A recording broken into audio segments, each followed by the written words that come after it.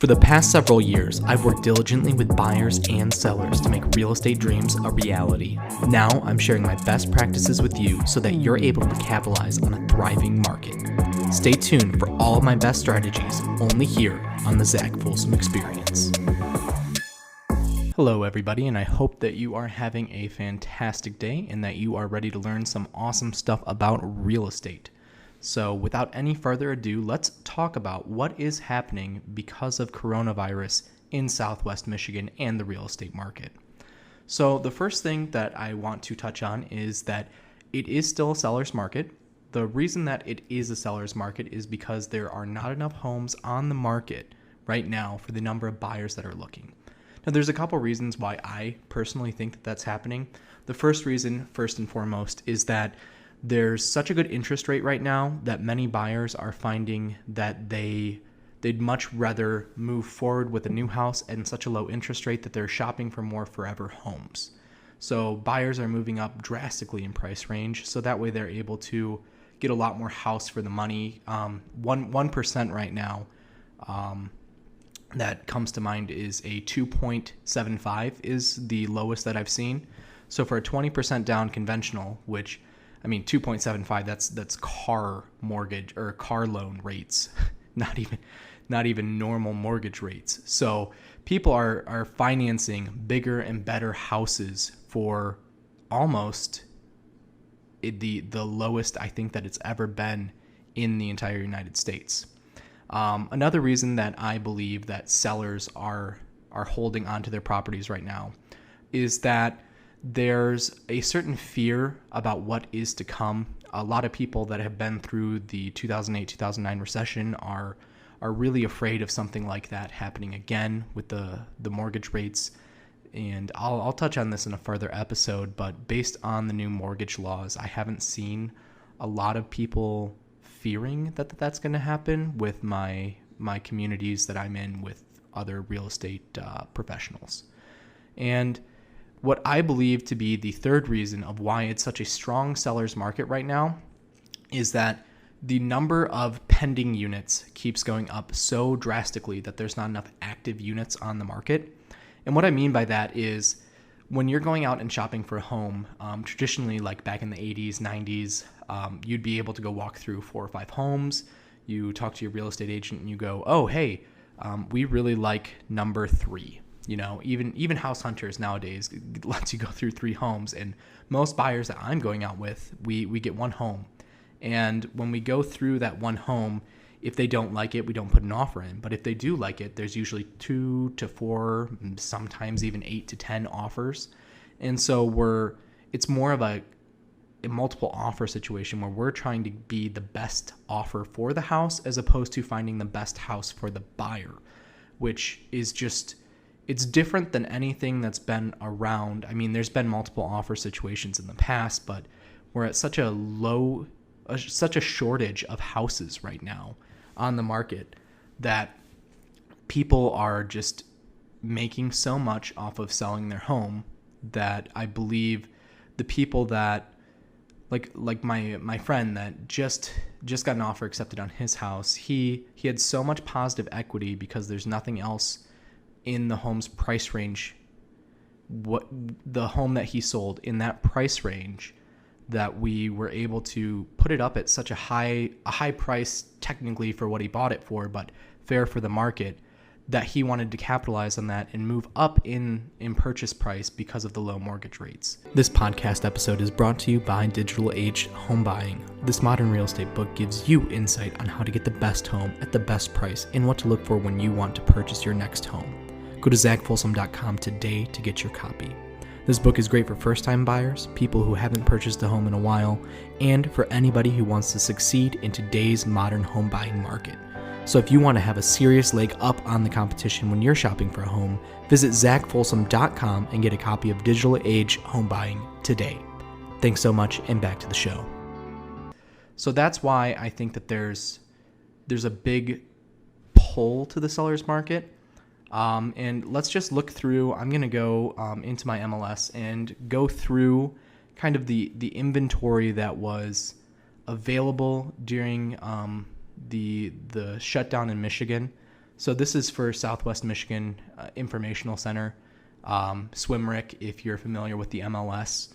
And what I want to do is just kind of pull up what has occurred throughout the dates of 3/28 to 5/7, which was when the shutdown was in full effect, and then compare it to kind of what's out there now. So if I'm in the MLS and I pull up the pending dates, so this would be homes that had an accepted offer between 3/28 and 5/7. So during the shutdown that haven't closed yet, we still have 230 of them.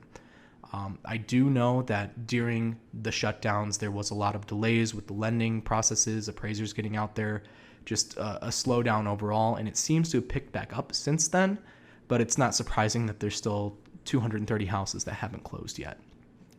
If we look at solds, there were 2,629 houses that were sold during that time, meaning that the whole transaction was closed, everybody got paid, and the buyers got a new key to the house, which is great to see.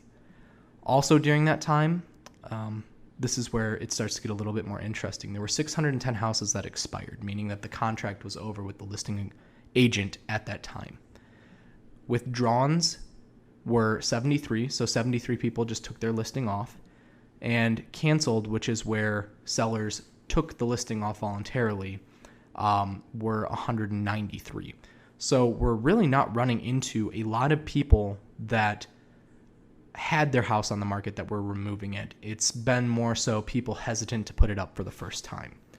Now, if we switch over and look at what is going on in residential real estate right now, we see that there is 6,256 homes available on the MLS as it sits right now.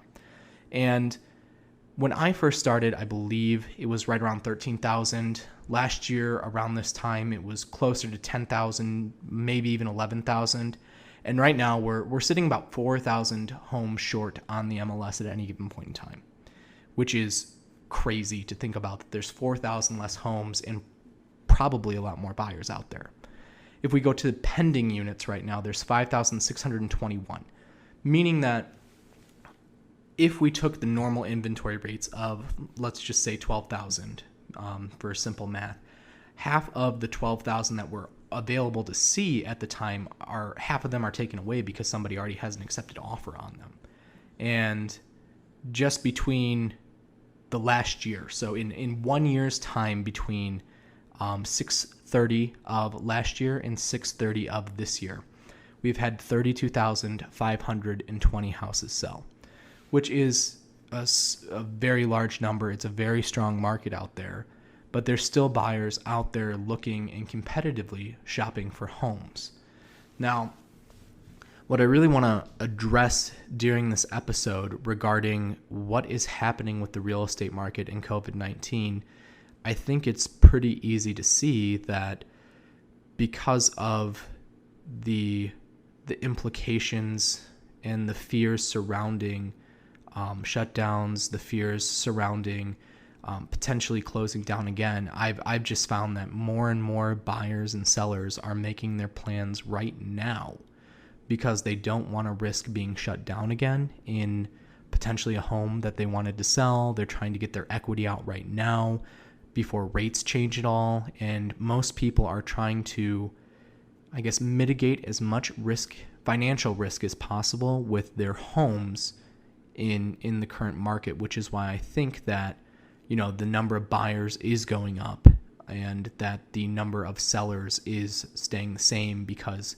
people want to get into that financially secure place where they own a home. They want the safety net of having a home, and they want the feelings and the comfort that come with home ownership and being able to call a place yours and the safety that comes around that regarding COVID-19. And again, this is just my personal opinions on everything, mixed with some facts from the MLS and what is physically happening to the real estate market.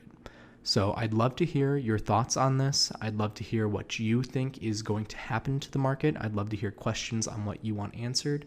And most importantly, I just appreciate you getting more informed about real estate and figuring out when is the best time for you to make a move.